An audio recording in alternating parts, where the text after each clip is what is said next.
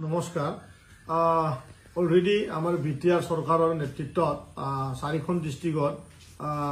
Assam fishery act 1953 ইয়াত লাগু কৰা হৈছে আৰু ইয়াত প্ৰশাসনে তীব্ৰ গতিৰে কাম কৰি আছে সকলো ডিষ্ট্ৰিক্ট অফিচাৰসকলে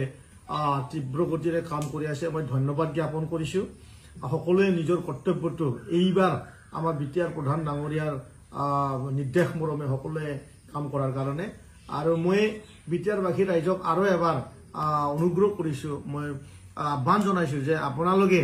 এই ডিউৰিং মানে বানপানী এই সিজন বিলাকত জুলাইৰ 15 তাৰিখলৈ যেন আপোনালোকে মাছ নধৰে মই আৰু বিনম্ৰভাৱে মই আপোনালোকক অনুৰোধ কৰিছো প্ৰশাসনে তীব্ৰ চকুৰে ৰাখি পেলাই একশনত আছে গতিকে মই আকৌ নিবিচাৰো যাতে কোনোবাই জেল যাওক কোনোবাই যাতে পইচা ভৰে গতিকে মই অনুৰোধ কৰিছো আপোনালোকে মাছ ধৰিবলৈ যাব নালাগে মই আমাৰ বিটিআৰ চৰকাৰৰ আমাৰ বিজেপিৰ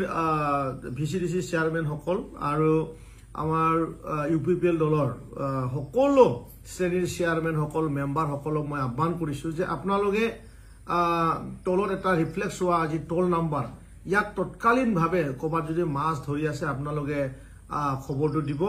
আৰু চৰকাৰটোৰ যি চিন্তাধাৰা তাত যাতে মানে আমি সম্পূৰ্ণৰূপে বাস্তৱ ৰূপ দিব পাৰো তাৰ কাৰণে যেন সকলোৱে কাম কৰে এইটো মই অনুগ্ৰহ কৰিলো।